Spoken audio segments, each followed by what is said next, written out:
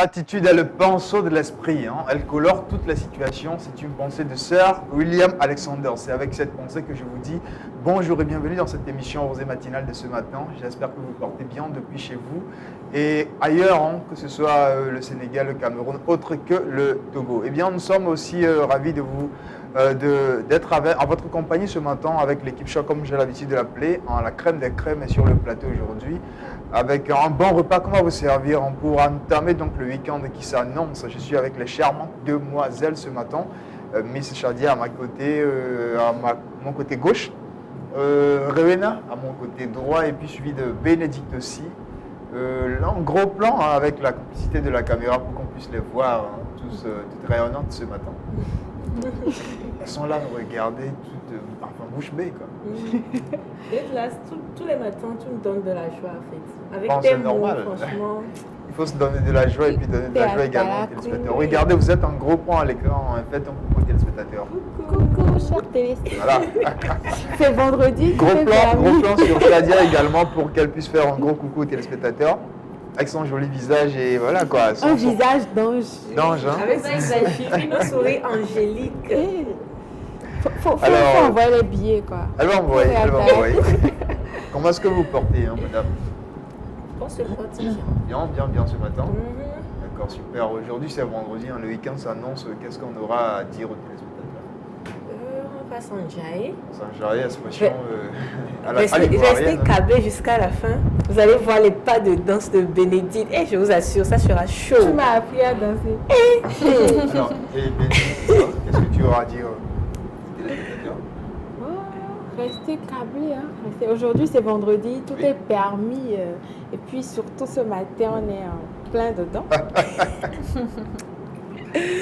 Alors, Miss Shadia, je suis à toi. Bonjour à toi, comment tu vas? Bonjour Dedla, ça va super bien et toi? Bien aussi. Alors, elle a tu es super là. Oui, c'est le début de week-end, j'étais tellement Shadia, tu aimes trop les week-ends. Hein. C'est pour aller nager encore. Tu fais de la natation pratiquement chaque week-end? Ah non, peut-être une fois chaque 2 semaines ou bien une fois par mois. Une fois par mois? Oui. D'accord. Alors, Miss Rewena, Oui. consultante, hein, comme j'ai l'habitude de l'appeler en Assalamu. psychologie, on parlera de quoi aujourd'hui dans cette émission? Aujourd'hui, nous allons parler des différentes étapes du deuil et nous allons donner au même moment quelques conseils pour pouvoir les surmonter. Surmonter, d'accord.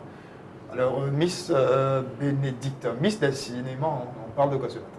Ah oui, comme d'habitude, on va parler des effets spéciaux. Effets spéciaux. Aujourd'hui, on va aller dans l'historique des effets spéciaux. L'historique des effets spéciaux, d'accord. Comme Ditré a fondé la ville de Lomé, un certain Kofi a fondé les effets spéciaux. Hein. Voilà. Une certaine Bénédicte. Bénédicte À ma vie. a fondé les effets spéciaux.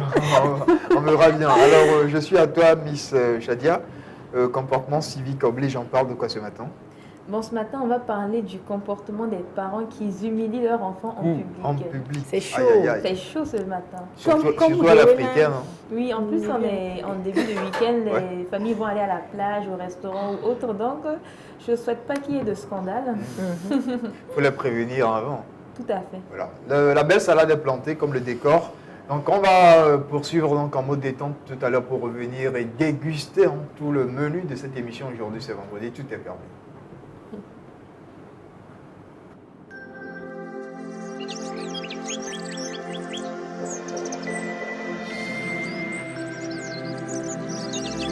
Rosée matinale, l'univers du savoir.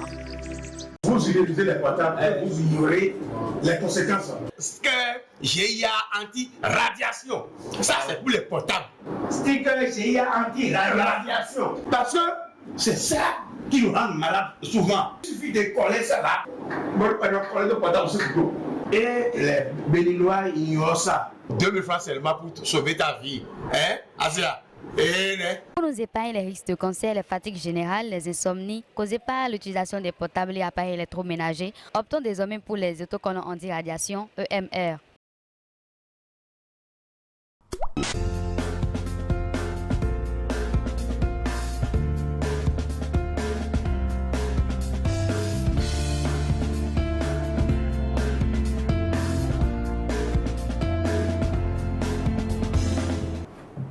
Le le comportement des parents à l'endroit des enfants, surtout dans le milieu public. On va en parler ce matin avec la consultante en savoir-faire et comportement civique, Miss Shadia. Bonjour à toi. Rebonjour Dellas. Comment tu vas? Très très bien et Voilà. toi?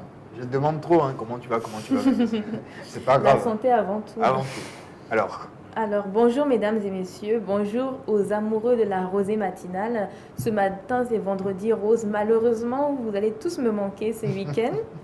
Et ce matin, je vais parler d'un sujet assez intéressant. Je vais parler des parents qui humilient leurs enfants en public. D'ailleurs, comme vous le savez, aujourd'hui c'est vendredi, demain ça sera le week-end. J'espère qu'il n'y aura pas de scandale au restaurant, à la plage ou à tout autre endroit.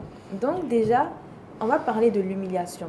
L'humiliation, c'est une maltraitance physique ou mentale. L'humiliation, c'est l'indifférence. Et l'humiliation, ça permet de corrompre ou limiter les relations sociales de chacun. Souvent, les parents qui humilient leurs enfants souffrent ou bien ils ont vécu ça dans leur enfance. Donc, généralement, quand tu vis quelque chose dans ton enfance, tu le reproduis à l'âge adulte. L'humiliation, ça détruit avant tout la conscience de soi. Et après, tu auras besoin de multiples aides, c'est-à-dire l'enfant aura besoin d'aide d'un psychologue ou bien d'aide à l'école pour pouvoir vaincre cette humiliation. Il y a différents types d'humiliation. Déjà, je peux parler de l'humiliation sur les réseaux sociaux. Il y a un couple de youtubeurs américains. Chaque fois qu'ils postaient des vidéos de leurs enfants, ils mettaient des caméras cachées dans la maison. Donc, ils mettaient des scènes un peu honteuses, un peu gênantes de leurs enfants sur leur chaîne YouTube. La chaîne s'appelle Daddy O5 plutôt, pour les intéresser. Et la garde de leurs enfants, de leurs 5 enfants, leur a été retirée parce qu'ils mettaient ces vidéos gênantes. Vous savez, en tant que parent, on doit protéger ses enfants. On ne doit pas vendre ses enfants aux autres. Quand toi, tu vends ton enfant, comment est-ce que les autres vont voir tes enfants? Tu vas donner tes enfants au monde extérieur comme ça. Ce n'est pas du tout bien. Ensuite, il y a des parents qui manquent de respect à leurs enfants en public, c'est-à-dire les frapper ou bien les insulter. Et quand vous faites ça, ça crée un traumatisme à l'enfant. Par exemple, vous pouvez être là à un dîner et tu commences à crier à ton enfant devant tout le monde, ou bien tu dis des propos à l'enfant qui va gêner l'enfant, ou bien même frapper la personne. L'enfant aura envie de se cacher sous la table, l'enfant aura envie de baisser les yeux et ne pourra plus regarder les autres, si c'est la famille ou bien les amis, même aura envie de pleurer. Donc c'est un traumatisme que vous créez chez l'enfant. L'enfant aura envie de partir et même vous pouvez mettre une distance entre vous et avec votre enfant, parce que votre enfant va garder en mémoire: mon père m'a humilié en public, mon père m'a fait ça à mon travail, ma mère m'a fait ça devant les gens. Ce n'est pas du tout bien. Ensuite, on peut vous dire que pour ne pas arriver là, il faut donner de la valeur à son enfant. Il faut donner des qualités, les bonnes qualités de vos enfants en public. Moi, mon enfant est comme ci, mon enfant est comme ça. Ça va encourager l'enfant. Et surtout, il ne faut jamais comparer son enfant et du genre votre enfant et avec un autre de vos enfants. C'est-à-dire dire devant les gens: toi tu es comme ça, mais ton petit frère fait comme ça. Vous allez frustrer votre enfant. Ce n'est pas du tout bien. L'éducation, c'est un acte d'amour. Jamais de douleur, c'est pourquoi ce dont nous avons besoin, c'est une bonne dose de valeur. Donc, nous avons aussi vu dans Family Research Laboratory de Hansfield Université que le fait de gronder les enfants en public, ça les frustre et ça crée des séquelles. Donc, évitez ce genre de comportement. Maintenant, nous allons partir en mode capsule pour voir une vidéo de quelqu'un qui parle de l'éducation africaine, qui parle du fait d'humilier et manquer de respect à ses enfants en public. Si la régie est prête, on peut débuter avec la vidéo. On part donc en mode capsule après l'intervention de Miss Shadia pour voir cette vidéo illustrative des comportements des parents à l'endroit des enfants au milieu public. Il y a quelques années, j'étais à Marcader, dans le 18e, ici à Paris. Et j'étais avec ma nièce, nous étions dans une sorte de maquis, je ne sais pas si c'était un maquis ivoirien, un restaurant africain en tout cas. Et il y avait une femme qui battait son enfant, mais sa façon de battre son enfant était assez particulière en fait, parce qu'elle cognait son enfant sur le crâne, elle le cognait sur le crâne plusieurs fois. Et on avait l'impression dans ce restaurant en fait qu'elle détestait cet enfant. Et à un moment donné, on a été choqués. On était en pleine rue comme ça et on a commencé à lui parler, quoi. Beaucoup de gens commençaient à lui dire la même chose. On lui disait pourquoi tu tapes ton enfant comme ça là? Pourquoi tu as accouché cet enfant en fait? Pourquoi est-ce que tu l'as mis au monde? Et je me souviens encore dans mon quartier à Idigesono, vers le marché de Nfundi à Yaoundé au Cameroun, il y avait une femme qui traversait la rue à côté du marché du poulet, des poulets, ceux qui connaissent, hein, excusez-moi d'être précis comme ça. Elle battait son enfant, elle le boxait en fait. Et récemment encore à Douala, j'ai fait une vidéo, je parlais des choses que les Africains ne comprennent pas sur l'entrepreneuriat, et il y a une femme qui battait son enfant à côté. Et je crois que ça a choqué certaines personnes aussi.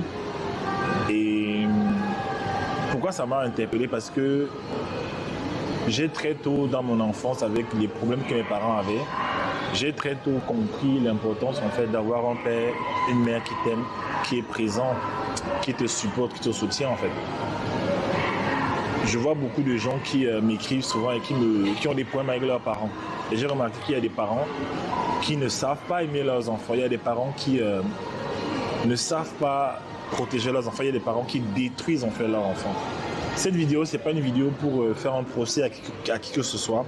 Cette vidéo, c'est tout simplement pour interpeller quelqu'un et te dire, maman, papa, toi tu es parent, tu me suis. Je sais qu'il y a beaucoup de parents qui me suivent. Nous sommes presque 30, 25 000. Je pense que parmi vous, il y a au moins 2 000 parents, quoi, au minimum. Et c'est un message que je vous adresse, en fait.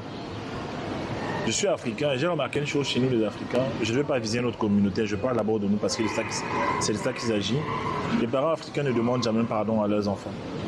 Ils peuvent détruire les enfants, ils peuvent faire du mal aux enfants. Pour eux, bon, il n'y a pas de problème. Et je vois aussi ça dans les sketchs africains, des comédies africaines où on compare un peu les modes de correction des enfants chez les blancs, chez les noirs. Et j'ai remarqué qu'en fait, chez les noirs, c'est souvent, l'enfant reçoit souvent des grosses bastonnades en fait. Et tout le monde en rit parce que c'est la culture. Mais en réalité, on a beaucoup de parents qui perdent leurs enfants comme ça. Quand je dis perdre ton enfant, ce n'est pas qu'il meurt forcément. C'est que l'enfant qui est battu, l'enfant qui est détruit en fait émotionnellement, il n'a qu'un seul rêve. C'est de partir de la maison, être autonome et ne plus jamais revenir. Il y a des enfants qui reviennent parce qu'ils sont obligés, parce qu'ils ont été dressés, ils ont été habitués comme ça. On leur a dit que c'est comme ça que les choses se passent. Mais il est du devoir des enfants d'honorer les parents. La Bible dit dans Éphésiens 6, à partir du verset 3, à partir du verset 2, donc je vais commencer au verset 1. Enfants, obéissez à vos parents selon le Seigneur, car cela est juste. Après, dans le verset 2, il dit, honore ton père et ta mère. C'est le premier commandement avec une promesse, afin que tu sois heureux et que tu vives longtemps sur la terre.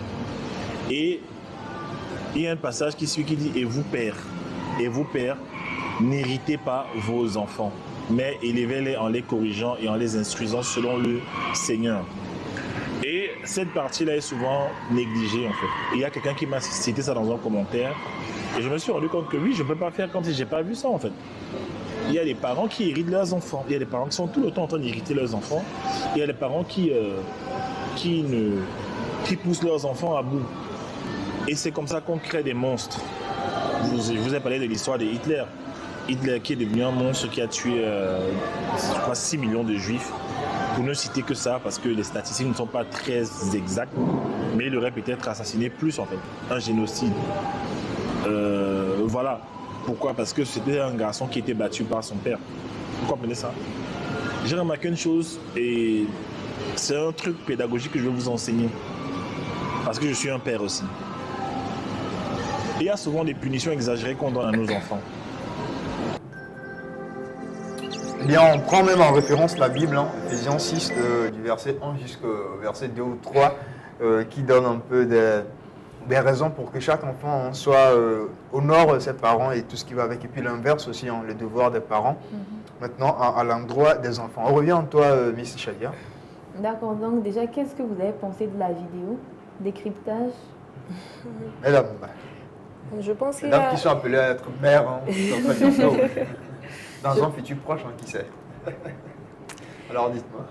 Tout enfant est une bénédiction. Donc, je pense qu'il a tout dit, hein, il a presque tout dit. Il a raison sur les différents points qu'il a abordés. Parce que c'est vrai, il faut corriger les enfants, il faut les éduquer, et tout ce les punir également, mais au même moment, que tout se fasse dans l'amour, dans le partage, dans la communication. Bénédicte? Alors, il a dit beaucoup de choses. Il a évoqué le fait que certains parents détruisent leurs enfants. Mais est-ce qu'en frappant ton enfant ou en lui infligeant des punitions, est-ce que c'est vouloir le détruire? Non. Il y a certains enfants qui aiment qu'on les frappe, il y a certains qui aiment qu'on les insulte. Il faut d'abord connaître son enfant, savoir ce qui le conscientise plus et puis aller avec. On n'a pas dit de tabasser votre enfant à mort, mais il y a certains enfants qui en ont besoin. Comme moi, j'en avais besoin. Plus 228 93 58 35 12 plus 228 également 90 41 96 22. Nous sommes en Afrique. Hein. L'éducation africaine est très très différente. Elle est particulière d'ailleurs. On parle de valeurs. Il avait dit tout à l'heure dans la vidéo. En Afrique ici, les parents ont la peine ou ne demandent pas généralement pardon à leurs enfants quand ils les offensent ou les irritent. Est-ce que vous pensez que c'est de mise? Est-ce que ça fait partie en tout cas des valeurs africaines, non? On dit souvent que voilà, l'enfant, quand il a tort, quand même c'est le parent qui a tort, le parent ne va pas lui demander pardon de toute façon. C'est des valeurs africaines. Bon, je sais pas comment dire, mais vous savez, les enfants, ce sont des êtres humains tout comme nous. Et nous sommes aussi en relation avec eux, en fait. Donc, quand c'est vrai en Afrique, on dit, quel qu'en soit ce que ton père ou ta mère t'a fait, c'est pas à eux de venir te demander pardon. Et puis, il y a certains qui, de par leurs actes, ils te prouvent que, voilà, c'est pour m'excuser. Ils ne vont pas le dire ouvertement comme ça, Rewena, je te demande pardon, mais peut-être pas des actes et tout ce qui va Rewena, avec. tu as faim? Tu ne peux pas manger? Tu as quoi? Voilà. Là, tu sens que maman est en train de se déranger pour toi, de s'excuser indirectement. Donc, je pense, après, parce que dans la culture, on pense que c'est une malédiction si tes parents viennent te demander pardon. Ouais. Mais moi, je dis, c'est tout ce en quoi tu crois qui t'arrive. Si tu crois que c'est une malédiction, bon, à soi, mais demander pardon à son enfant n'est pas signe de faiblesse, non. Mais ça crée plutôt, ça renforce les liens entre vous. Bénédicte. Moi, je pense que les parents ont leur manière à eux, les parents africains ont leur manière à eux de demander pardon, comme tu l'as dit. Oh, viens manger, viens te doucher, viens prendre ci, viens prendre ça. C'est une manière de demander pardon. Ils n'ont pas forcément besoin de dire, voilà, de t'appeler pour te dire que je t'ai fait ci, je te demande pardon et tout. Surtout quand vous n'êtes pas encore âgé et tout, ça agit psychologiquement. Peut-être que ça va vous faire monter sur vos nuages et tout. Donc, ils ont leur manière à eux de demander pardon. Oui, tu sais, c'est vrai qu'ils ont leur manière, mais les mots pèsent en fait. Les mots ont une force que les gestes n'ont pas. Tu peux prouver à une personne que tu l'aimes, mais quand tu lui dis que tu l'aimes, quand tu lui dis je te demande pardon, ça a une valeur que les gestes n'ont pas tout le temps en fait. Donc, la parole a une force. Donc, l'idéal serait peut-être d'en parler, de le dire ouvertement. Ça veut dire que tu blâmes les parents. Non, on a grandi dans ça et puis j'encourage plutôt. À côté des gestes, il faut encore à côté le dire. des gestes, il faut aussi dire que exprimer, parce que la parole a une force. Voilà. Quand vous exprimez vraiment à votre enfant que voilà, vous mettez les mots, vous mettez les mots sur les gestes. Ça permet C'est quand même pas facile. C'est pas facile. C'est pas du tout. Mais entre nous, se demander pardon, c'est un peu. La sagesse est la chose la plus difficile. C'est vrai, les mots ont une force. Et quand on parle de mots, on parle aussi de comparaison. Tu l'as dit tout à l'heure, les parents qui comparent leur enfant, d'accord, à d'autres enfants qui vous disent, hein, regarde le voisin, regarde son enfant, il est comme ci, il est comme ça. Toi, tu es bon à rien et tout. Les mots ont une force, la comparaison. Est-ce que ça booste l'enfant ou ça le réduit? Ça dépend de chaque enfant.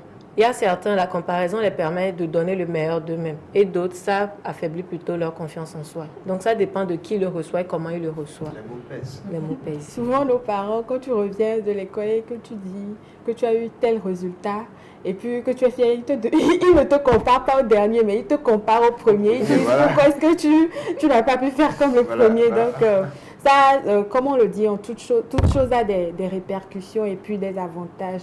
Du coup, voilà. Miss Shadia, je reviens à toi. D'accord, donc pour terminer le tout, le conseil que je pourrais donner aux téléspectateurs, c'est d'orienter, bon, pour tous les parents, il faut orienter vos enfants et les corriger, mais en privé, mais avant tout apprendre à les comprendre et ne surtout pas les blesser.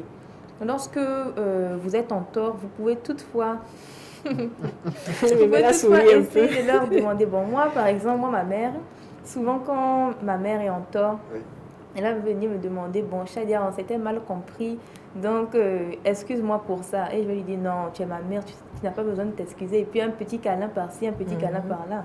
Vous voyez, donc il y a des façons de parler à l'enfant, de se rapprocher à l'enfant et d'organiser votre relation avec la personne sans pour autant humilier la personne en public. Moi, bon, ça ne m'est jamais arrivé une humiliation en public parce que bon, ma mère pense souvent à moi. Elle se met à ma place. On passe un gros coucou au passage à maman. Oui, un gros coucou à maman Hazard. Donc, il faut souvent se mettre à la place de l'enfant avant d'agir. Alors, Shadia, un conseil aux enfants vis-à-vis de leurs parents. Voilà. Ok, un conseil pour les enfants. Souvent, quand vous êtes en public, essayez de vous tenir et de vous mettre à carreau. N'essayez pas de faire des choses qui vont... Irriter. Souvent, quand vous savez que vous avez des parents à scandale, soyez droit en public. Soyez droit, pas de provocation. Ne faites pas quelque chose qui pourra les inciter à vous manquer de respect ou bien de créer un scandale. Donc, c'est le conseil que je pourrais vous donner. Ou bien, souvent, essayez de discuter aux proches de vos parents. Souvent, par exemple, la meilleure amie de votre mère ou bien un oncle. Et ils vont essayer de les parler, de les conseiller. Souvent, les parents, quand ils entendent un conseil extérieur, ça joue sur eux et ils essayent de rectifier leur comportement. On parle d'humiliation en milieu public. Est-ce que vous savez qu'il y a des parents, quand il se passe un truc, quelque chose en public, ils vous humilient d'une certaine manière. C'est en rentrant qu'ils vous disent « j'étais obligé de faire comme ça pour ne pas donner l'impression que je ne t'éduque que pas. voilà, je ne t'éduque pas ». Ça aussi, en fait, c'est des valeurs, c'est l'éducation africaine. On a beaucoup de particularités ici. C'est la façon à laquelle on éduque nos enfants ici en Afrique. Mais je pense que l'humiliation dont Shadia est en train de parler, ça n'a pas lien plutôt à ce que l'enfant a fait en fait. Dans le sens où l'enfant a embêté une personne en public, en tant que parent, même, vous allez réagir automatiquement. Mais c'est quand il y a de petits gestes où peut-être les enfants sont en train de s'amuser entre eux et puis vous venez vous interférer, vous commencez par insulter votre enfant ou vous commencez par voir que, vous voyez par exemple, vous allez à une fête de famille et qu'il y a un enfant qui, lui, il a une très bonne moyenne. Et que les parents déjà disent, ah viens, tu as eu combien de moyenne au premier trimestre? Et toi, tu vois tes frères. Regarde. C'est l'Afrique. Voilà, puis tes parents commencent pas à t'humilier comme ça devant tes cousins, tes cousines. Je pense que c'est dans ce sens-là que tu es en train de le dire. Ou bien? Oui, c'est dans ce sens-là. Voilà. Donc, il faut juste... C'est délicat. On ne va pas juger les parents, mais toutes les éducations se valent aussi. Oui, en tout cas, moi, je dirais que tout compte fait, nos parents sont nos dieux sur terre. Et Dieu même l'a dit, respectez vos parents. De toute façon, aucun parent ne veut que son enfant devienne un bandit, un délinquant, tout ce qui va avec. Tout ce qu'ils font, c'est pour la bonne cause. Donc, essayons de nous retenir aussi, de supporter et tout. On est resté dans ça. Donc. Voilà, tout le monde n'a qu'à se remettre en question et on va évoluer ensemble. Autant au niveau des enfants, autant au niveau des parents. Les parents peuvent encore s'améliorer, c'est vrai. Eux aussi, ils ont été éduqués ainsi. Mais plus le temps passe, plus on s'actualise. Donc, comme tu l'as dit, moi aussi, c'est pareil avec ma mère. Quand il y a des mésententes et tout, après on se pose. Puisque déjà, il faut créer cette communication dès la base. Quand il y a cette communication dès le bas âge où vous discutez avec l'enfant, quand il y a quelque chose qui ne va pas, l'enfant vient vous dire « Maman, tu as fait ci, maman... » Voilà. Quand il y a cette communication dès le bas âge, c'est plus facile quand l'enfant grandit ou bien quand il y a certains gestes qui se posent en milieu public, c'est facile de communiquer autour. Mais quand il n'y a pas ce lien dès le bas âge où c'est tout le temps les humiliations sur les humiliations, les problèmes sur les problèmes, c'est beaucoup plus difficile. Il y a un retrait, l'enfant se sent rejeté, et tout ce qui va avec. D'accord.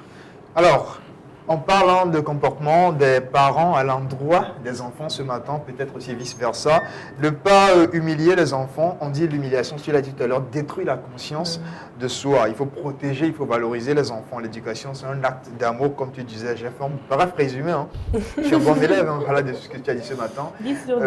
10 sur 10, merci beaucoup. Eh bien, on était donc avec Miss Shadia ce matin pour parler comportement à l'endroit des enfants, des parents à l'endroit des enfants. On entame le week-end avec ses conseils. On revient tout à l'heure pour parler santé mentale avec Miss Rewena.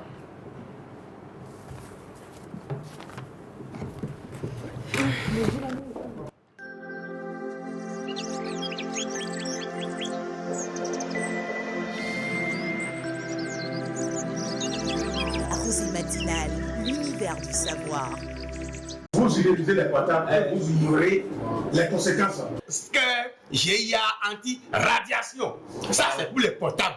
Sticker GIA anti-radiation. Parce que c'est ça qui nous rend malades souvent. Il suffit de coller ça là. Bon, on va coller le portable sur le dos.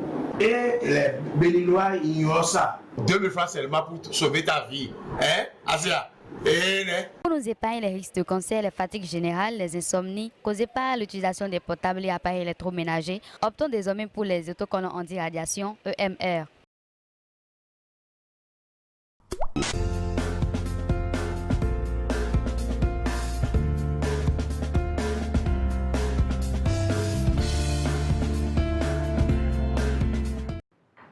Les différentes étapes du deuil. En Afrique, c'est ce qu'on célèbre le plus tristement d'ailleurs. Les deuils. Mais voilà, ce matin, on va parler un peu du côté psychologique. Comment est-ce que ça touche un peu notre fort intérieur et le côté psychologique de la chose. Les deuils, comment les supporter, comment dire, voilà, les supporter d'une certaine manière, les différentes étapes. On va en parler ce matin avec Miss Rewena Bakar, comme j'ai l'habitude de l'appeler. Il précise toujours. Voilà. Voilà, comme vous le Faudrait savez. que M. Bakar l'adopte. Ah oui. Comme vous le savez, chers téléspectateurs, on aime peu la vie, mais on redoute la mort. Et aujourd'hui, nous allons aborder les différentes étapes du deuil et quelques conseils pour pouvoir vous aider à vous en sortir. Déjà, il faudrait savoir que le deuil ne se limite pas seulement à la perte d'un être cher, dans le sens où la personne, elle est morte. Non. Aujourd'hui, nous allons parler du deuil de façon générale. Par exemple, suite à une rupture amoureuse, il faut faire le deuil de la rupture. Suite à un licenciement ou suite à une maladie, par exemple, où vous n'avez plus les mêmes fonctions qu'avant.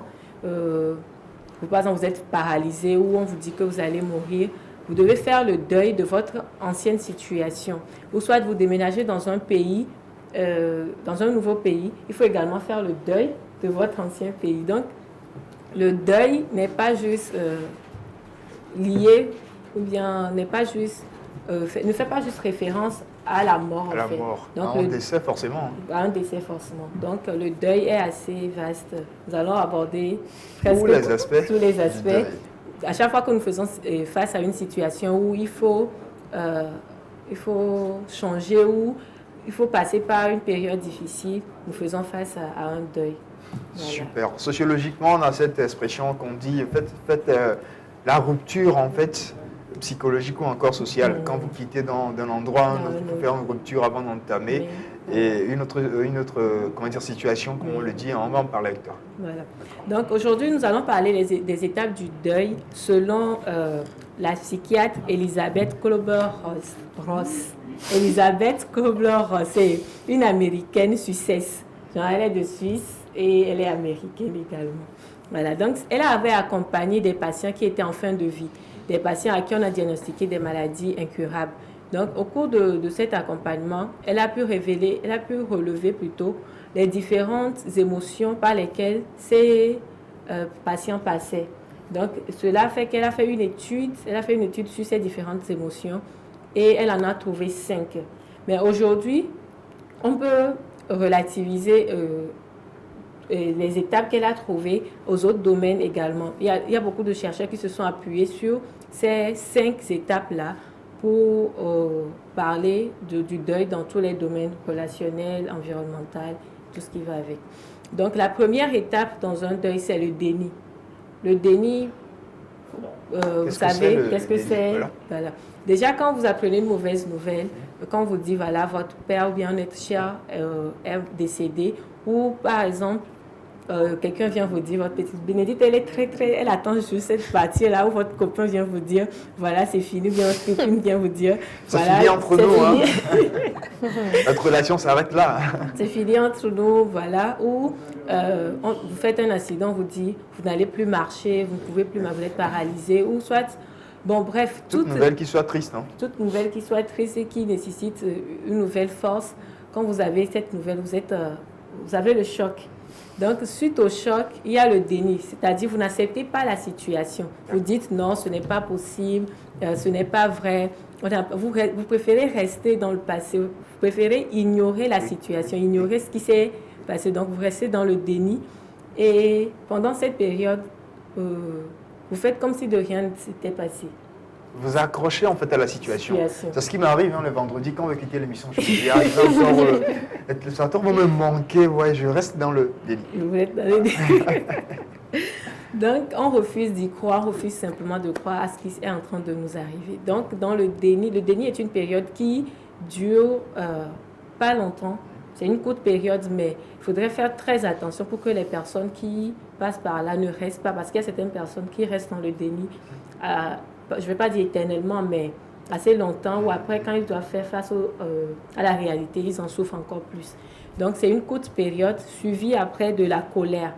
Donc, après le déni, il y a l'étape de la colère. La colère où nous ne commençons pas à nous culpabiliser, nous ne commençons pas à avoir mal, on se dit, qu'est-ce qui s'est passé? Vous commencez pas à avoir, pas insulter ou bien ressentir de la colère, rejeter cette colère sur une autre personne ou soit sur soi-même. Vous vous culpabilisez. C'est une période également où vous avez soit envie de vous venger, si c'est par exemple votre patron qui vous a licencié, si c'est votre petite amie. C'est la période où on se dit, il faut que je me venge. Oui.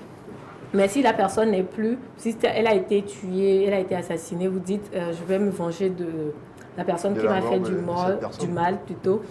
Ou si la personne n'y est plus, vous vous dites, qu'est-ce que j'ai fait de mal? Vous vous culpabilisez. En fait, c'est une période où vous ressentez vraiment la colère. Si c'est suite à un accident, vous vous dites, vous commencez par vous lamenter, par vous dire, si je n'avais pas fait ci, il n'y aura pas ci. Ou parfois même en consultation, les patients rejettent toute leur colère sur le docteur, le médecin. Là, je vais prendre l'exemple de quelqu'un qui fait un accident et qui se voit amputé d'une jambe et qui passe donc du déni à la colère. Oui. Dans cette période, la personne regrette un peu l'accident qu'il vient de faire, rejette la colère sur quelqu'un d'autre. Oui, rejette toute la colère sur quelqu'un d'autre. Donc, pendant cette période, qu'est-ce qu'il faudrait faire? Les personnes qui sont autour de vous doivent, en temps normal, laisser ces personnes exprimer leur colère. Quand vous ne le comprenez pas, vous vous dites que, voilà, c'est vrai que pendant cette période, les paroles sont assez blessantes. Les paroles venant des personnes souffrantes sont assez blessantes. Mais quand vous comprenez que l'étape est tout à fait normale, laissez ces personnes exprimer leur colère et soyez avec eux, soyez avec elles. Ne les laissez pas, encouragez-les, restez avec elles, soutenez-les, voilà. Maintenant, si c'est par exemple au niveau d'une relation ou bien d'un patron et tout, faites une liste de tout ce que vous ressentez, toute la colère que vous ressentez. Essayez d'écrire cela pour ceux qui aiment l'écriture, pour ceux qui aiment peindre, par exemple. Bon, tout compte fait, essayez d'exprimer, d'extérioriser votre colère, essayez d'écrire ou de l'extérioriser à votre façon. Maintenant, après l'avoir extériorisé, posez-vous la question de savoir, est-ce que la situation que je suis en train de vivre, est-ce que ce que j'ai écrit reflète vraiment la situation? Est-ce que c'est mon interprétation? Est-ce que c'est juste personnel ou si on regarde la situation de façon... Avec un regard extérieur. Voilà. Est-ce que, avec un regard extérieur, est-ce que ce que je pense est vraiment réel ou bien... Voilà, évident ce que je suis en train de ressentir. Donc après cela aide plutôt à faire face à la colère. Tout compte fait, le fait d'extérioriser déjà vous permet de faire un pas vers la guérison. Après la colère, on passe maintenant au marchandage. C'est la période où l'homme commence par, si la personne est toujours vivante, si c'est une rupture amoureuse, c'est la période où on va voir la personne dit tout ce que tu veux, je vais le faire. On commence par marcher, négocier, voilà. On négocie et on se dit voilà, non, tout ce que tu veux, je vais le faire. On promet moins monts et merveilles. Prenez soleil et lune à la personne. C'est Voilà. comme si vous êtes licencié du travail, vous passez dans le délit à la colère, après maintenant vous revenez en vous. Vous allez marchander avec votre boss en lui Avec demandant boss. pardon, en voulant revenir donc, dans le travail. Mais si c'est une personne qui n'est plus, ou si c'est suite à un accident, on se dit, bon, c'est la période où on est dans l'illusion. On se dit, Seigneur, on se réfère à un être supérieur. On dit, Dieu, si tu permets à ce que cette personne revienne, voilà, je ne vais plus faire ci, je ne vais plus faire ça. Ou dans cette période où il y a toute une illusion qui se met en place, où on commence par essayer de voir comment on peut négocier, comment on peut aller de l'avant, comment, voilà, pour que l'autre revienne ou soit là. Donc après le marchandage, on passe à la tristesse ou à la dépression. Donc c'est dans cette période, la personne commence maintenant par faire face à la situation. C'est le moment où elle commence plutôt par ressentir la douleur. Le déni est passé, la colère est passée, mais la tristesse, la personne prend conscience de la réalité et elle n'est plus vraiment dans l'illusion. C'est la période où la personne, elle souffre. Au même moment, dans cette période également, la culpabilité revient. La personne se culpabilise, elle se remet en question. Qu'est-ce que j'ai fait? Qu'est-ce qui n'a pas marché? Pourquoi si? Pourquoi elle est partie? Bon, on se pose beaucoup de questions. On est mal, on est triste. Et après la période de la tristesse, peut-être on peut tomber dans une dépression qui est tout à fait normale. Mais juste avec le soutien de la famille, on peut s'en sortir. Et suite à cette dépression, il y a la période de l'acceptation. Donc, la dernière étape où, enfin, on accepte la réalité. Mais au niveau de la tristesse, il faut faire un exercice, c'est de repérer toutes les situations difficiles que vous avez déjà traversées. Essayez d'écrire toutes les situations difficiles que vous avez déjà traversées et quelles sont les ressources que vous avez eu à développer pendant toute cette période-là. Donc, quand vous essayez d'écrire tout ce que vous avez eu à traverser de difficile, et après, quelles sont les ressources que j'ai eu à développer pendant cette période. Donc, en fonction de ces ressources, vous vous dites que voilà, c'est possible encore de sortir de cette situation. C'est possible de s'en sortir. C'est possible pour moi d'être encore joyeux, d'être encore heureux. C'est possible de ne pas rester dans la tristesse tout au long de ma vie. Cette situation peut finir, voilà. Plus 228 en 93 58 35 12 90 41 96 22. On parle ce matin avec la consultante en santé mentale des différentes étapes du deuil. Comment est-ce qu'il faut supporter, surmonter plutôt ces étapes-là. On parlait donc du déni, la première étape, ensuite de la colère, du marchandage, de la tristesse qui peut amener donc à la dépression et également l'acceptation pour finir. Oui, Je reviens à toi. L'acceptation, c'est à cette période que commence la résilience. Donc l'acceptation commence déjà avec la résilience parce qu'on se dit, bon, maintenant je vais me résigner. La situation, elle est faite, elle est là. C'est en ce moment on se dit, bon, Dieu est au contrôle, qu'est-ce que je peux faire? On devient croyant. Voilà, Dieu est grand. C'est la période où, ok, d'accord, qu'est-ce que je peux faire? Je ne peux même pas changer la situation. Je vais faire seul avec. Dieu est mon seul amour. Voilà. C'est en cette période où on commence par se résigner, par se dire, ok. Donc, dans cette période, ce qu'il faut faire, c'est déjà de voir que c'est vrai, j'ai perdu un travail.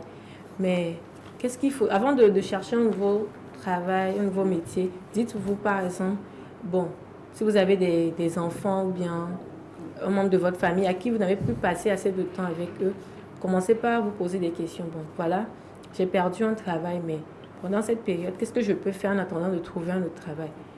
Je peux passer du temps avec mes enfants, je peux passer du temps avec ma femme, je peux passer du temps avec ma famille. Si c'est au niveau de... Quelles sont les compétences que je peux développer? Oui. Si c'est au niveau des relations, voilà, qu'est-ce qui n'a pas marché? Qu'est-ce qu'il faut que je change? Bon, essayez de travailler sur vous. Donc après la résignation, s'ensuit l'étape de l'acceptation proprement dite, où maintenant on décide d'aller de l'avant. On décide de passer à une autre chose. Et on reprend progressivement confiance en soi. On commence par se projeter dans un futur assez heureux. Et après, voilà, après avoir vraiment accepté, on passe maintenant à la construction. Parce que ça ne sert à rien d'accepter la situation si vous ne décidez pas de vous reconstruire. Donc c'est la période où il faut maintenant vous reconstruire. Et il faudrait savoir que quand vous rentrez dans l'acceptation, essayez d'avoir une durée. Parce que quand on se dit juste le temps va faire, ce n'est pas bon. Vous voyez, par exemple, quand on veut aller en vacances, on veut partir en été et tout, on se dit, vous savez à peu près le nombre de jours, le séjour que vous allez faire. Et avant le début du voyage, vous êtes motivé, vous faites tout pour vous préparer à fond, vous débordez d'énergie pour faire tout ce qu'il y a à faire avant le début du voyage. Ouais. Donc, pendant cette période également de l'acceptation, il faudrait déterminer, dites-vous, quand vous commencez par prendre conscience de votre souffrance, dites-vous, voilà, moi, mon deuil, je veux le faire en 3 mois. Moi, mon deuil, je veux le faire en 6 mois. Quand vous donnez une période, c'est beaucoup plus facile de travailler sur soi afin d'arriver à sortir de la souffrance. Donc, il faudrait se donner une période donnée. Ça motive et comme je le dis souvent, le cerveau est maniable, le cerveau est flexible. Donc, ce que vous lui commandez, il arrive à le faire. Donc, essayez pendant cette période de vous donner un temps donné parce que le temps vous permet de mieux affranchir la situation. Donc, Les différentes étapes à adopter en face à un deuil, mesdames, je suis avec vous. On parle de déni, on parle de colère, on parle de marchandage, de tristesse, de dépression. Quelle est selon vous l'étape la plus difficile? Moi, je pense que c'est l'étape de dépression. Et surtout, je pourrais souligner ce qu'elle a dit, l'illusion. Parce que quand tu es dans une illusion, tu vas te dire que, bon, imaginons une jeune fille qui a perdu son copain dans un accident. Elle va lui envoyer des messages chaque jour. Elle va se dire, je ne vais plus jamais me remarier. Je vais attendre que la mort va nous réunir comme un peu Roméo et Juliette. Vous voyez, vous allez être là dans un... C'est un peu comme dans un... monde imaginaire. Voilà, un monde imaginaire. Vous allez vous demander des choses. Chaque fois quand un gars va commencer à vous draguer, non. Moi, j'ai déjà mon chéri. Hein. Donc, je me dis que c'est surtout le fait qu'elle a parlé d'illusion. Ça, c'est la réalité. Oui. Bénédicte? Moi, je pense que c'est la dépression. La dépression, l'étape la plus difficile. D'accord. Et la colère alors? Parce que des gens restent dans cet état de colère et décident de se venger. Et ils le font finalement, hein. Ils se vengent par après. Hein. Ils ne quittent pas cette étape-là de la colère. C'est de mise aussi. Hein. Il y a des gens qui n'arrivent pas à passer cette étape-là de colère. il faudrait savoir aussi que les différentes étapes que j'ai citées ne sont pas linéaires. Ça ne veut pas dire que quand je passe déjà par le déni, je ne vais plus y revenir.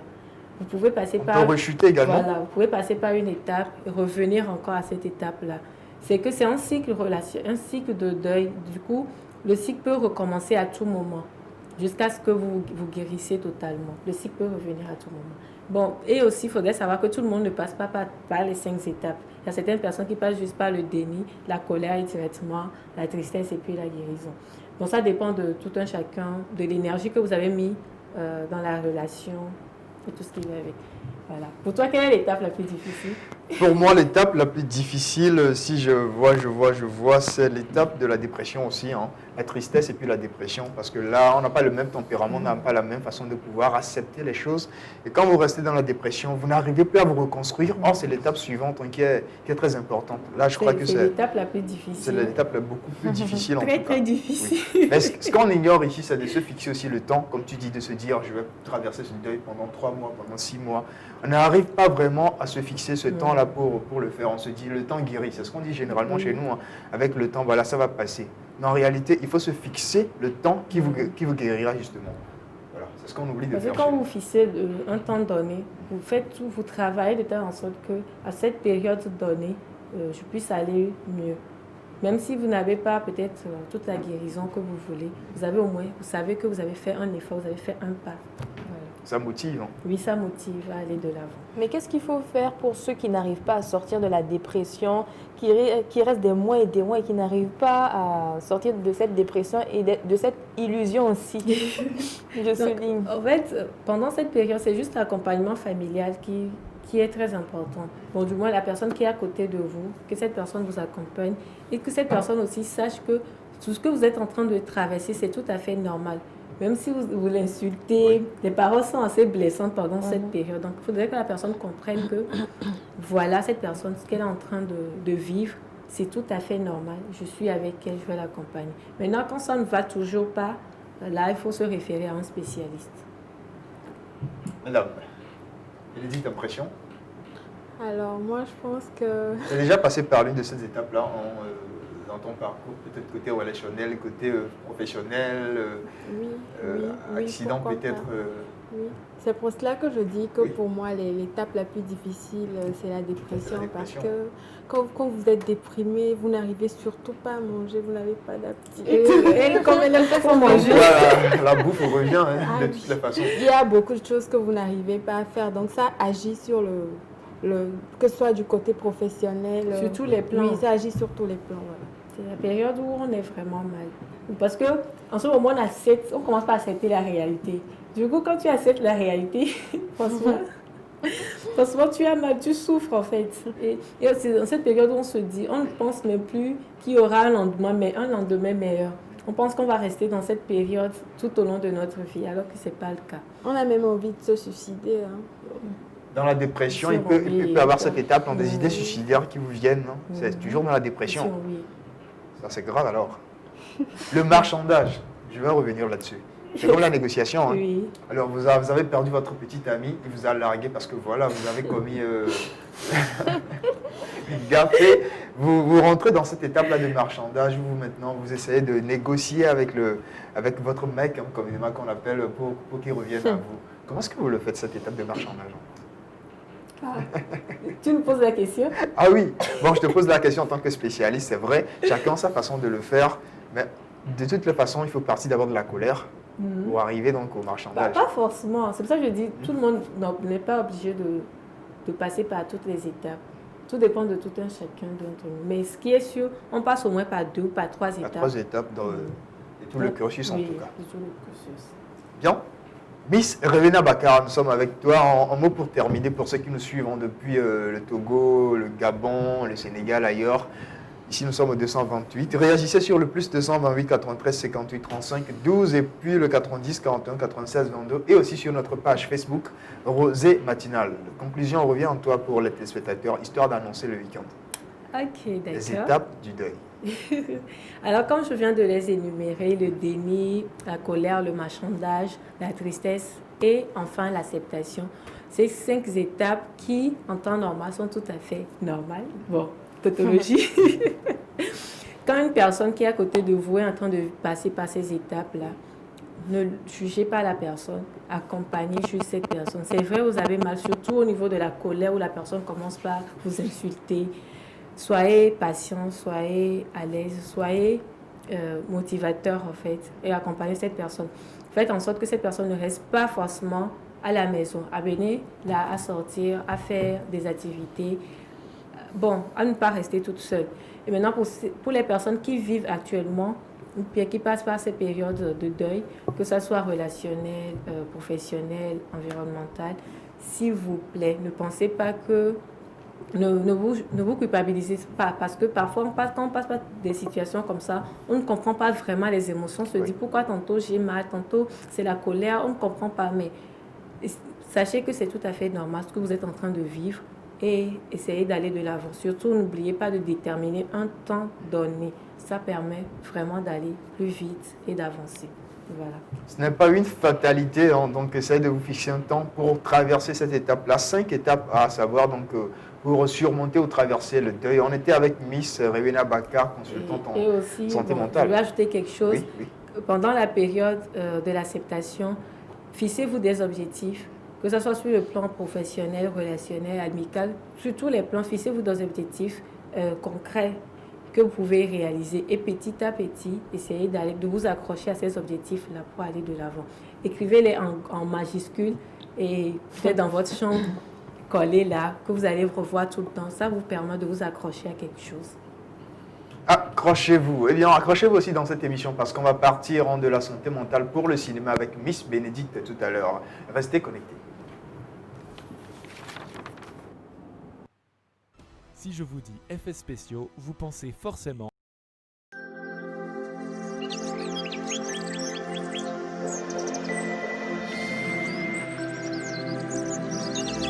Rosée Matinale, l'univers du savoir. Vous utilisez les portables et vous ignorez les conséquences. Sticker GIA anti-radiation. Ça, c'est pour les portables. Sticker GIA anti-radiation. Parce que c'est ça qui nous rendent malades souvent. Il suffit de coller ça là. Coller de pendant ce couteau. Et les Béninois ignorent ça. 2000 francs seulement pour sauver ta vie. Hein, Asia? Pour nous épargner les risques de cancer, les fatigues générales, les insomnies causées par l'utilisation des portables et appareils électroménagers, optons désormais pour les autocollants anti-radiation EMR.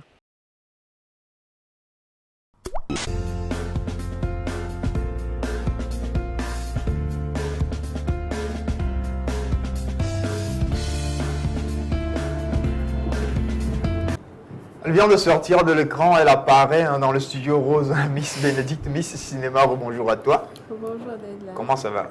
Très bien, et toi? Ah, je vais bien. Tu as prévu m'inviter pour le week-end, on va manger quand? Tu n'as pas oublié, j'espère. Je voyage. Tu voyages? Toi qui dis que tu as mangé comme de ça. Ouais, comment elle sait esquiver la question? Bénédicte, franchement, tu as l'air d'esquiver la question. Hein. Comment est-ce que toi, Elle m'étonne de jour en jour. Il veut me dépouiller, je ne suis pas dedans. D'accord, donc de toute la façon, tu es dedans pour cette rubrique en cinéma. Aujourd'hui, c'est vendredi, on parle des effets spéciaux. Qu'est-ce que tu nous ramènes? Parce que je sais que tu as beaucoup dans ton sac. Ah oui, bonjour chers téléspectateurs, chers adeptes de cinéma. Comme tous les vendredis, nous allons parler des effets spéciaux. Alors, les effets spéciaux sont des techniques utilisées dans le cinéma pour créer l'illusion de personnages, d'actions, de phénomènes et d'objets qui n'existent pas dans la réalité ou qui sont difficilement reproductifs. Alors, beaucoup de personnes ont tendance à penser que les effets spéciaux datent d'aujourd'hui, alors qu'en réalité, les effets spéciaux sont si vieux que le cinéma. Et les effets spéciaux sont l'œuvre d'un grand homme, d'un homme talentueux.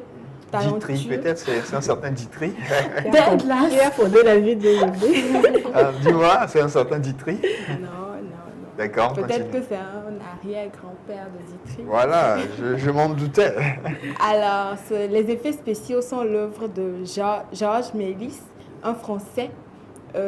Il était magicien de formation et c'est lors d'une panne de caméra qu'il a créé les effets spéciaux. Alors, on continue, hein, j'ai timide ce matin. Ah oui. Tu t'es permis. Ah oui. Imite-moi. Un Français un magicien de formation qui, lors d'une panne de caméra, crée rapidement les effets spéciaux. Mais j'ignorais qu'il faut une formation pour être magicien. Mais bon, ça c'est un autre débat, on va revenir là-dessus. Ah oui, il a été l'homme qui a créé les effets spéciaux sans l'informatique parce que quand il a créé, à l'époque, il n'y avait pas d'informatique, donc il l'a créé sans. Et c'est aujourd'hui que les effets spéciaux, grâce à l'avènement de l'informatique, ont évolué. Oui, ont évolué. Alors, il est né le 8 décembre 1861. Deadline. Ouais, j'y étais en 1861. J'étais à Johannesburg, hein, on était dans un forum. Ouais, je me rappelle, bon, on continue. Je vais revenir sur les détails après, de toutes les façons. Alors, en 1931, il fut récompensé par la Légion d'honneur et part en mission, en maison de retraite, voilà, au château d'Orly, où de nombreux cinéastes venaient le rendre visite jusqu'à sa mort en 1938. Alors, si la régie est prête, on va aller en mode capsule pour plus d'approfondissement. Le portrait donc de ce monsieur, le Français, qui a inventé ou encore créé les effets spéciaux pour la première fois à l'ère où il n'y avait même pas le numérique. Si la régie est prête, on va suivre donc cette vidéo, on revient juste après. Si je vous dis effets spéciaux, vous pensez forcément à des scènes mythiques comme celle-là, celle-là, ou encore celle-là. Ces trucages époustouflants sont devenus l'ingrédient clé des superproductions cinématographiques d'aujourd'hui. Certains blockbusters y consacrent jusqu'à la moitié de leur budget. Mais les effets spéciaux sont en fait aussi vieux que le cinéma. À leur début, ils ressemblaient plutôt à ça. Ça. Ou ça. Aujourd'hui, on va vous expliquer comment les effets spéciaux ont façonné l'histoire du 7e art, du carton-pâte aux incrustations sur fond vert, en passant par les logiciels de motion design. Pionnier du cinéma, Georges Méliès, le réalisateur de L'homme à la tête de caoutchouc et de 20 000 lieues sous les mers, est considéré comme l'inventeur des trucages. Il a été le premier à utiliser des maquettes en modèle réduit pour simuler des scènes. On pense notamment au vaisseau spatial de voyage dans la Lune, une technique reprise par le réalisateur Fritz Lang dans sa dystopie Metropolis pour créer l'illusion d'une mégapole. Le Britannique Derek Meddings en sera un des maîtres incontestés. Les maquettes deviendront des incontournables dans les grands classiques de la science-fiction comme Star Wars, Star Trek et plus tard Le Seigneur des Anneaux.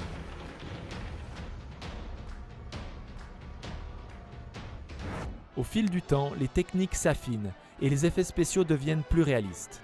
En 1956, Cecil DeMille utilise le matte painting, la rétroprojection et la pyrotechnique pour revisiter le mythe biblique des 10 commandements. Pour cette scène de séparation des eaux de la mer Rouge, il déverse plus d'1 million de litres d'eau dans un réservoir et rejoue la scène à l'envers. L'autre maître des trucages à l'ancienne, c'est Ray Harryhausen. Au fil de ses réalisations, il a créé un bestiaire colossal. Cyclopes, squelettes, hydres, femmes-serpents, ces créations transmettent une impression de gigantisme et l'interaction avec les acteurs a bluffé des générations de cinéphiles. Douglas Trumbull est aussi un de ces hommes de l'ombre qui ont changé le cinéma. On lui doit notamment les effets spéciaux de Rencontre du troisième type, Blade Runner et surtout 2001, l'Odyssée de l'espace. Sorti en 1968, ce film marque un vrai tournant dans l'histoire des effets spéciaux. Cette scène iconique a été réalisée grâce à une structure tournante. La technique sera reproduite sur de nombreux plateaux par la suite. Sa maîtrise des outils informatiques de l'époque inaugure une nouvelle ère dans les effets spéciaux et inspirera de nombreux réalisateurs. Petit à petit, l'ordinateur colonise l'industrie des effets spéciaux. Les créatures fantastiques, les morphings, les membres coupés, les scènes d'hémoglobine deviennent de plus en plus réalistes. On fait d'ailleurs la distinction entre effets spéciaux et effets visuels. Les effets spéciaux créent l'illusion d'action ou simulent des objets, environnements, personnages qui n'existent pas dans la réalité. Avec les effets visuels, on crée ou on modifie l'image numériquement, en dehors du contexte d'une prise de vue réelle. On appelle cette technologie la CGI, Computer Generated Imagery. Elle est souvent couplée à l'utilisation d'un fond vert ou bleu. Tron n'est de loin pas le meilleur film de tous les temps, mais il a été l'un des plus créatifs au niveau des effets spéciaux. Il est le premier à utiliser la CGI de façon massive, ce qui va largement déteindre sur les productions contemporaines. Dans Jurassic Park, sorti en 1993, il n'y a que 4 minutes de CGI, mais les effets sont révolutionnaires pour l'époque. Dans Terminator Judgment Day, cette seule séquence a coûté 5 millions de dollars. Quant à Sky Captain and the World of Tomorrow, il a été le premier film à être tourné intégralement sur fond bleu. Pour certains films, comme Gladiator, la CGI a même permis de ressusciter des comédiens décédés. Les effets visuels sont si présents dans les productions cinématographiques qu'ils ont influencé le jeu des acteurs. On n'interprète pas de la même façon face à des personnages réels ou dans un décor artificiel. Jugez plutôt.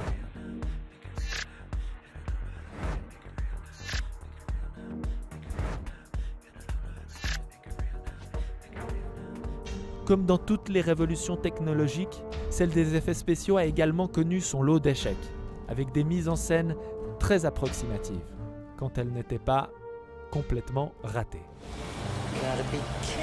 Évidemment, les films les plus réussis sont bien souvent ceux dont les effets spéciaux sont si bien intégrés qu'on ne les aperçoit pas.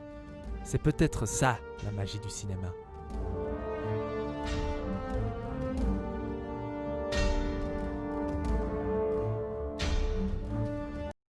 Donc on parle des effets spéciaux ce matin, la petite histoire avec celui qui a créé, et puis voilà, comment est-ce que l'avènement est arrivé dans le monde du cinéma, les effets spéciaux au début, et puis les effets spéciaux à l'heure du cinéma aujourd'hui, à l'heure du numérique. Je reviens à toi, Miss Bénédicte.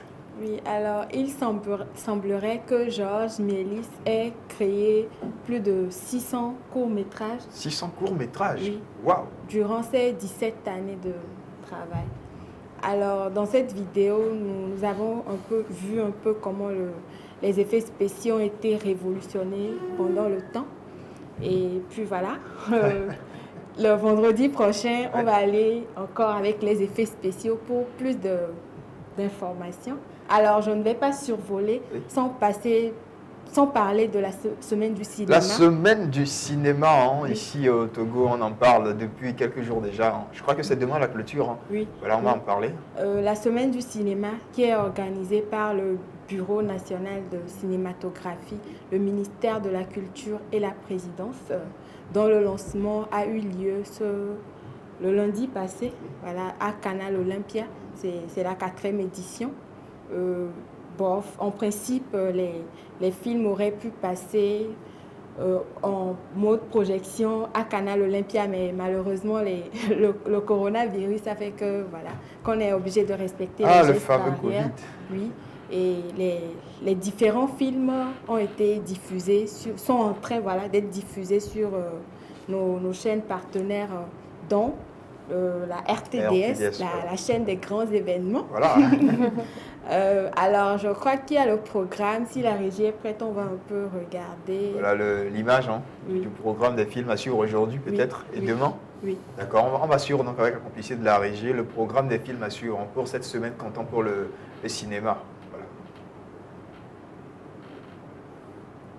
On continue, on va suivre après donc, le programme avec la régie. Donc on rappelle qu'on est toujours dans la semaine, ce qui se termine demain, samedi. Et il y a des films aussi à regarder, surtout sur la chaîne des grands événements, la RTDS. Oui, voilà. Pour ceux qui n'avaient pas eu le temps de regarder en semaine, demain les films vont passer en revue. Ce sont des films togolais.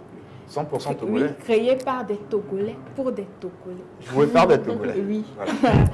Alors, demain, c'est la fin. Il y aura la cérémonie de clôture à Canal Olympia. Donc, j'invite tout le monde, toute la population. Vous y serez, j'espère. À quelle heure? Bon, il faut voir le programme. C'est à quelle heure déjà?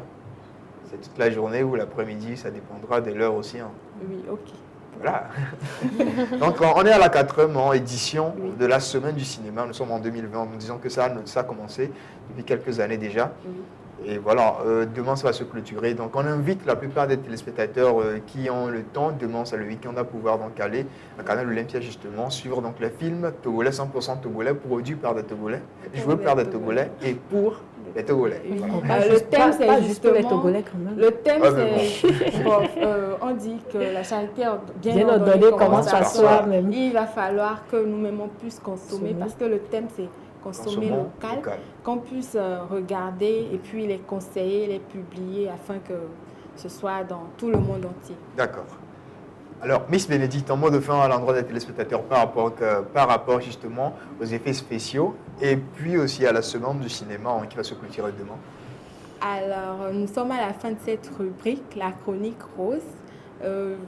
Aujourd'hui, j'ai parlé des effets spéciaux, j'ai un peu brossé l'historique des effets spéciaux et j'ai parlé également de la semaine du cinéma qui a été lancée le lundi et qui prend fin demain. Donc, je vous invite à la cérémonie de clôture qui aura lieu demain. D'accord. Voilà. Fin de cette rubrique. Okay. Le programme est là.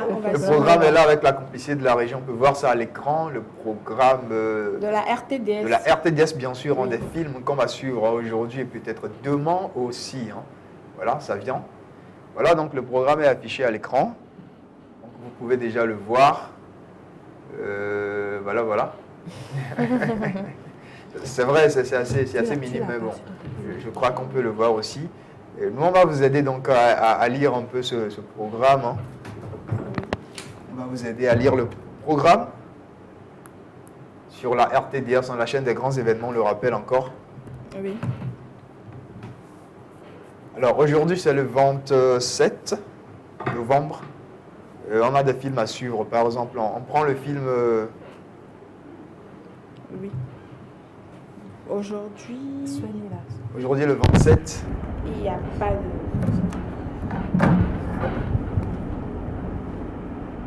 Aujourd'hui, le 27, il n'y a pas grand-chose à voir, mais demain, déjà, on a un film documentaire, La bataille intérieure, qui va passer. Et puis la série Lonlon Sacan, épisode 3.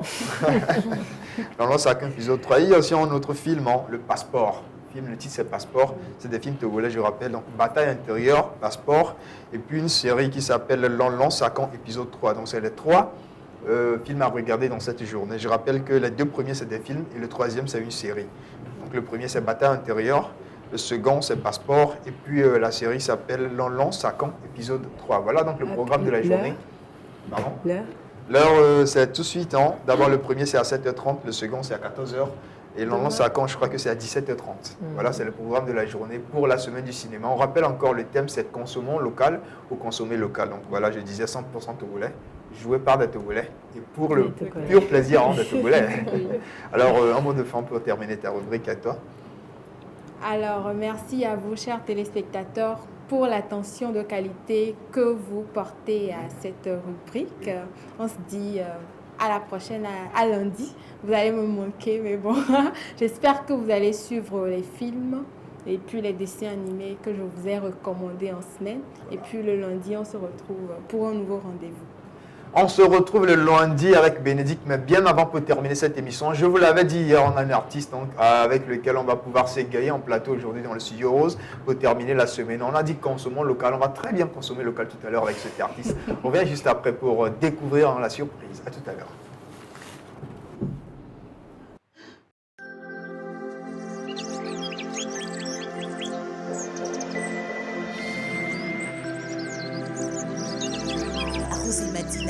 L'univers du savoir. Vous utilisez les portables et vous ignorez les conséquences. Sticker GIA anti-radiation. Ça, c'est pour les portables.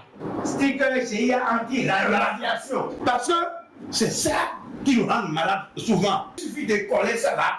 Bon, on coller le portable sur le dos. Et les Béninois ignorent ça. 2000 francs seulement pour sauver ta vie. Hein, Asia?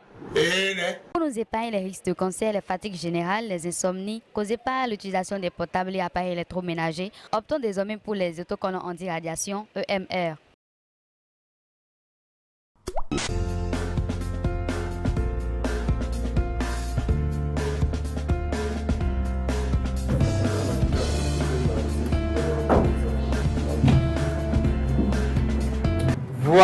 Voilà, nous sommes en studio, hein, comme je le disais. Aujourd'hui, le web va être rose, mais dans une autre posture. On parle donc d'actu-culture, on parle aussi musique avec cet artiste, comme je l'ai annoncé tout à l'heure.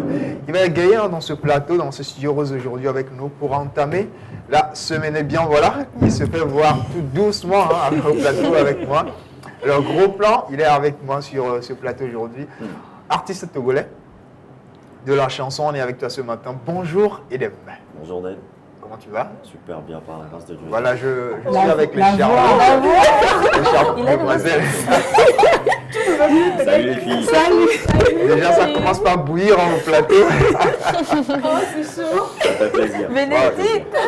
Alors, je suis ravi de t'avoir sur ce plateau avec moi ce matin. On va parler un peu de ta musique, on va décortiquer un peu ta carrière. D'abord, à l'état civil, c'est vrai, c'est Edem, mais on ne te connaît pas vraiment. Qui est Edem Draké?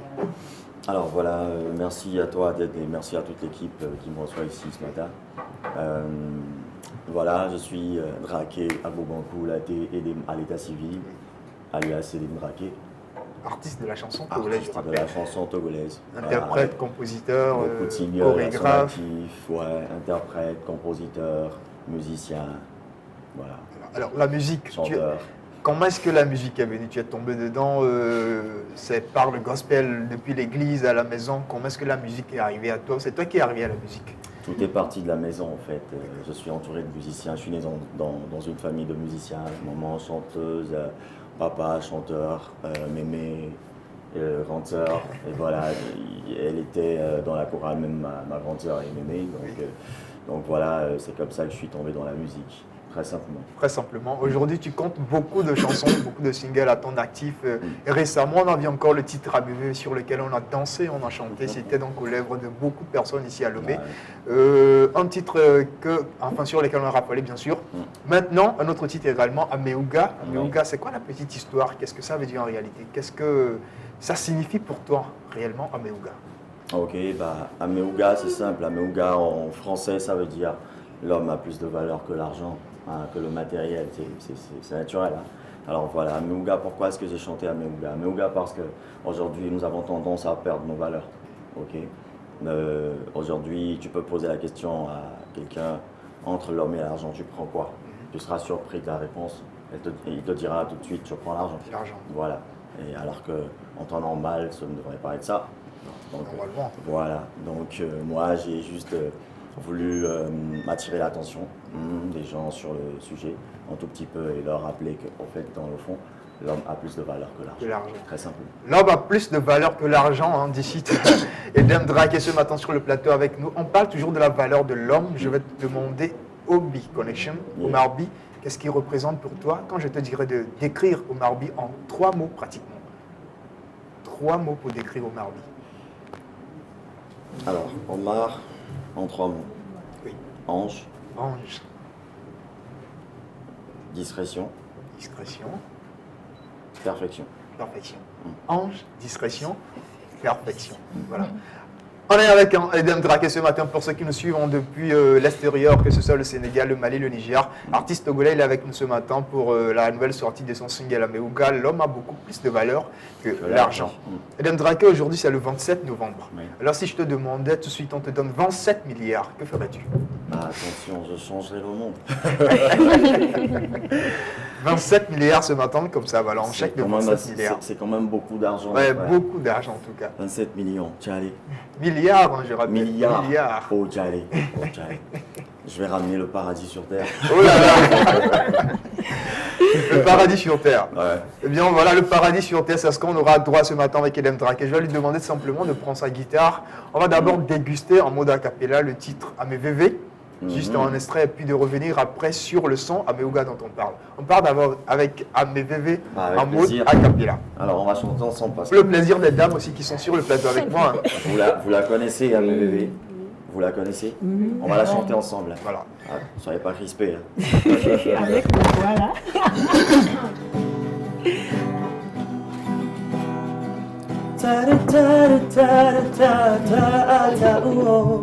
Ame bame bebe, ame bame bebe nina, ame bame bebe, oh yeah, ame bame bebe nina, ay ndejo, nkejo, ndejo ajo desu mi koko be ma wabere. Amérique Marinae, nama pas dit demain, aïe, pas c'est, la liberté, la continent, comme on Amérique Marinae, et montra, Yamuvade,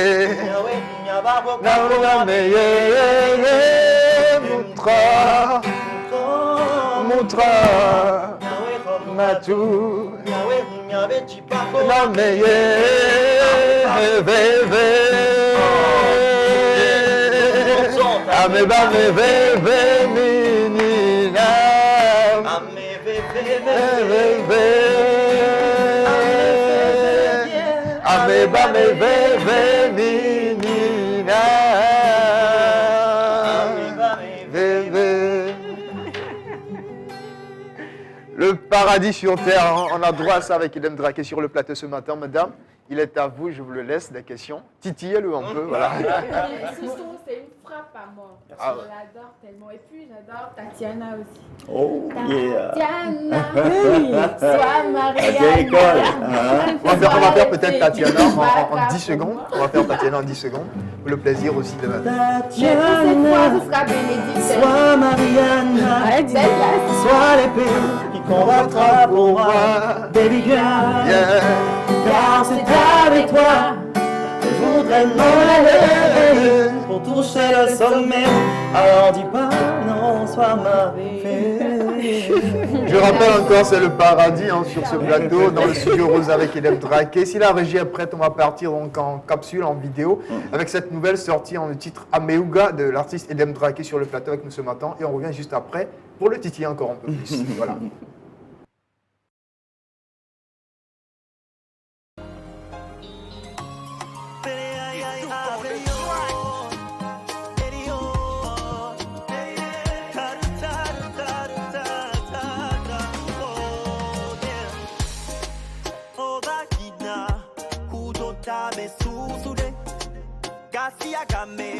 Les rameurs viwame, pas un tigan, plus coco tout, et vos que ton toi sous d'or, on soit veillé les cas.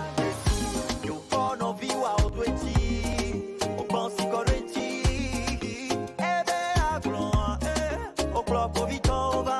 Yo for ma pimene, kole do kakpame.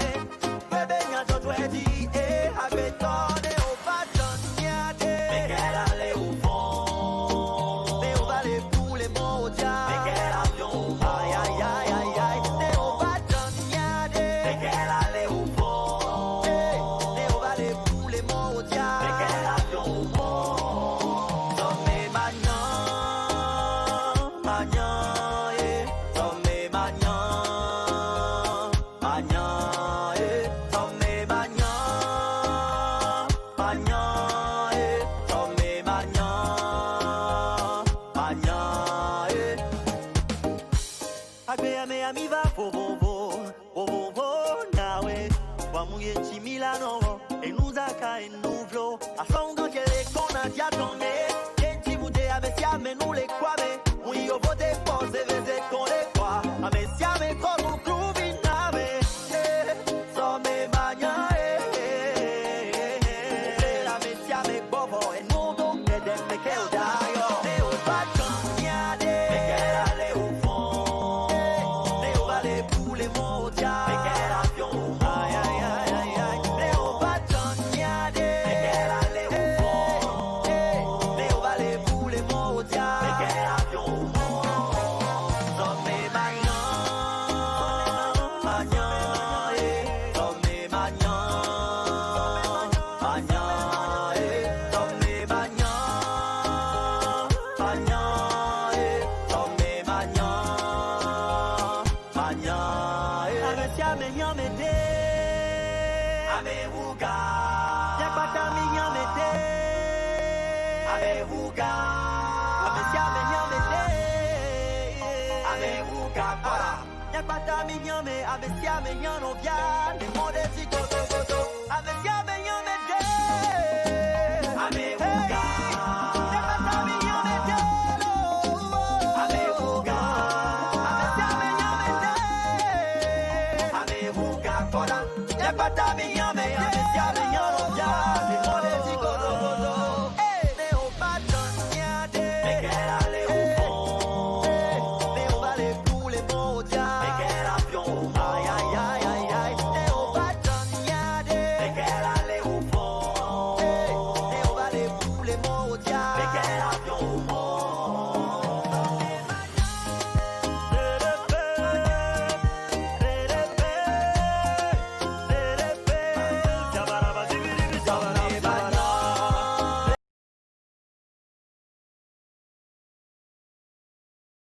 Rosée matinale aujourd'hui, c'est vendredi, tu t'es permis comment on se le fait dans On se l'émission. lâche. Voilà, on se lâche dans l'émission. Exact.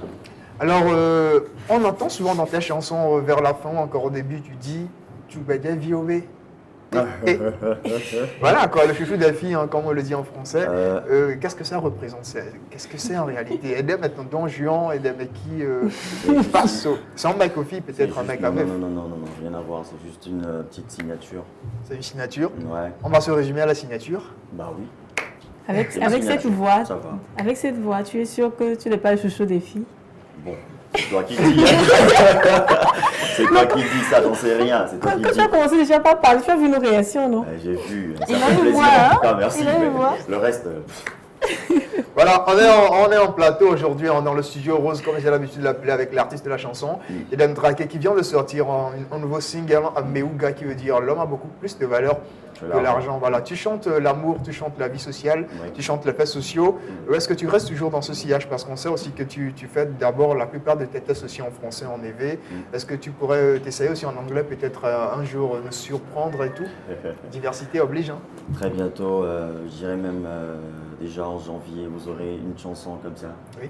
Oui, je ne vais pas y aller en anglais entièrement, mais il y aura des touches en anglais, histoire de rendre un peu la chose internationale. Voilà. Histoire aussi de toucher la sphère internationale, hein, puisque voilà, on doit aussi écouter de la musique togolaise un peu partout ailleurs. Eden Drake, on reste toujours au plateau avec toi. Les dames demandaient tout à l'heure un acapella freestyle spécial Rosée matinale. Je ne sais pas si tu me feras vers la fin. Mais on aimerait encore écouter une autre chanson avec la guitare qui est là. C'est pour ça même on l'a ramené ce matin. Il faut qu'on puisse, comment dire, tirer profit en Edem Draké avant de pouvoir quitter ce studio aujourd'hui. Qu'est-ce qu'on va chanter? On va nous offrir encore quelque chose. Qu'est-ce que vous voulez écouter? Dites-moi. Spécialité. Interprétation peut-être d'une chanson Elle dit qu'elle aime pas Bio, Bob Marley, une interprétation spéciale.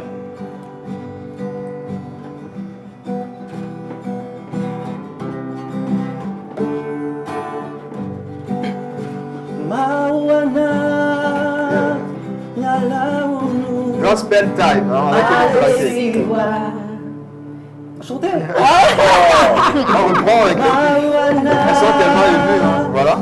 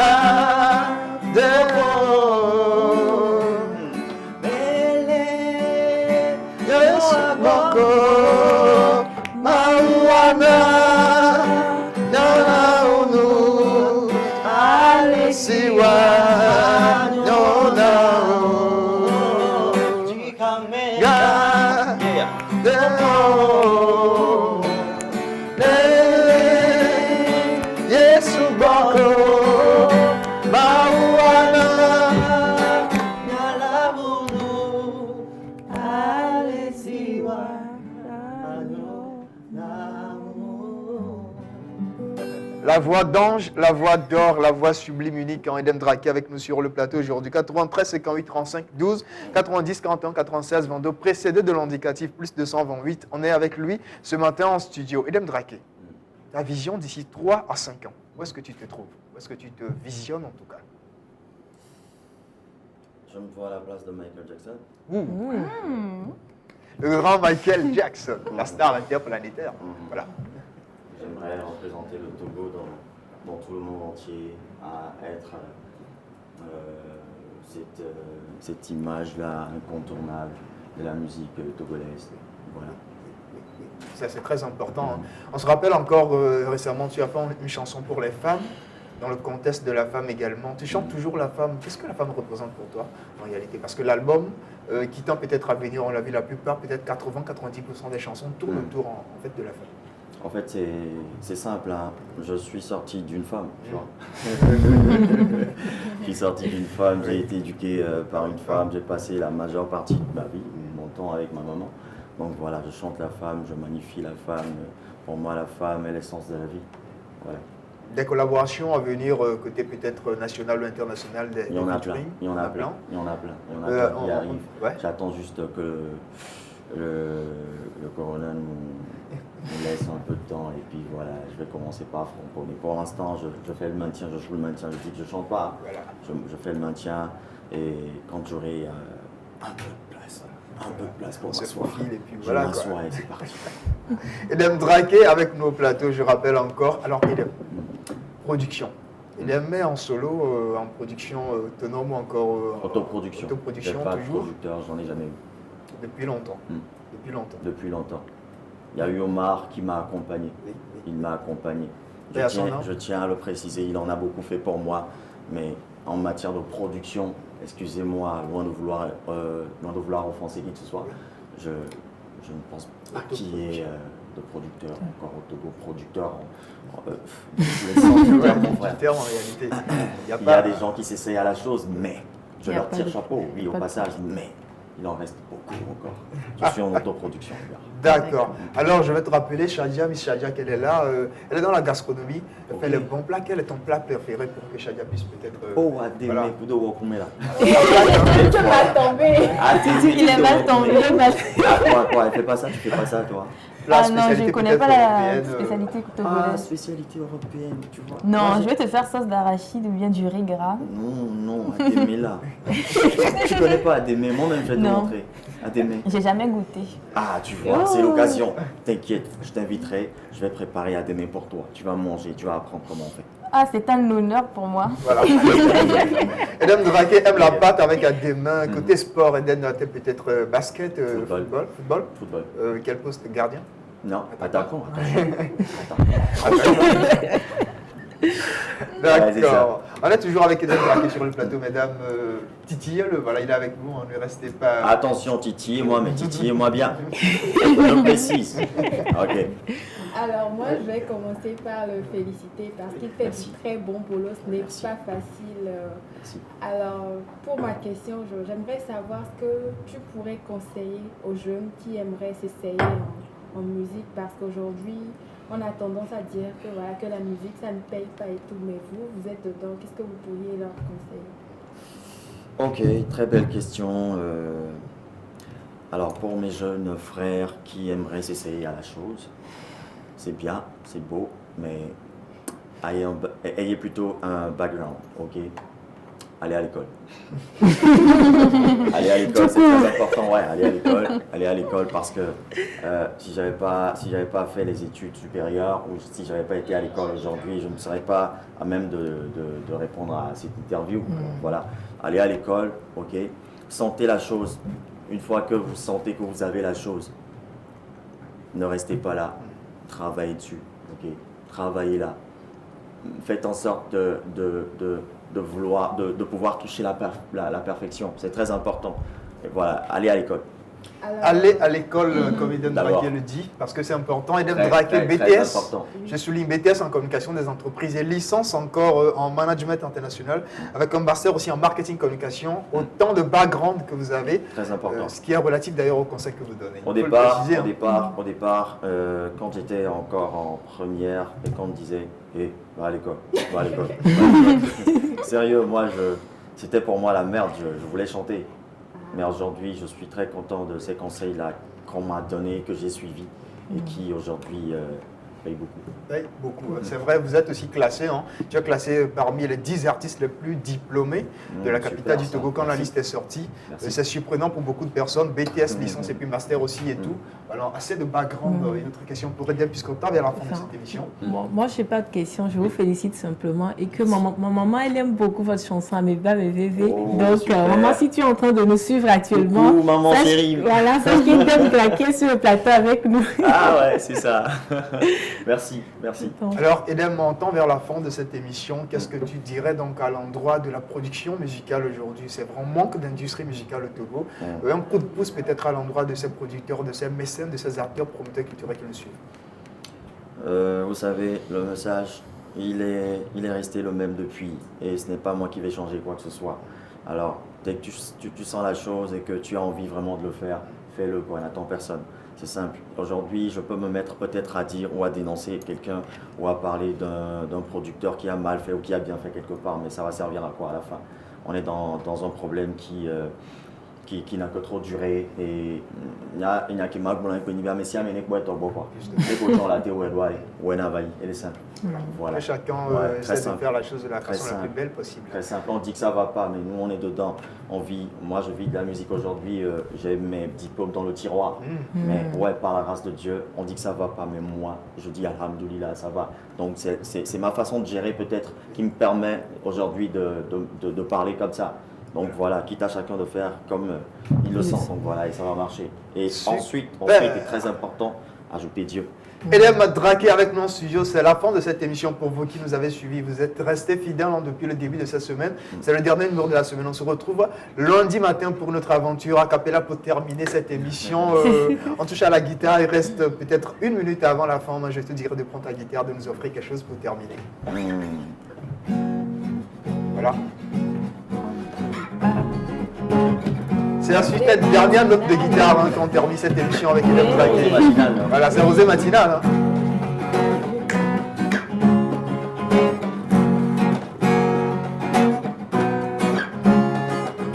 Rosé Matinale, Rivina. Rosé Matinale, Rivina. Aïe, Marou Evine, à toi, il me coupe la part.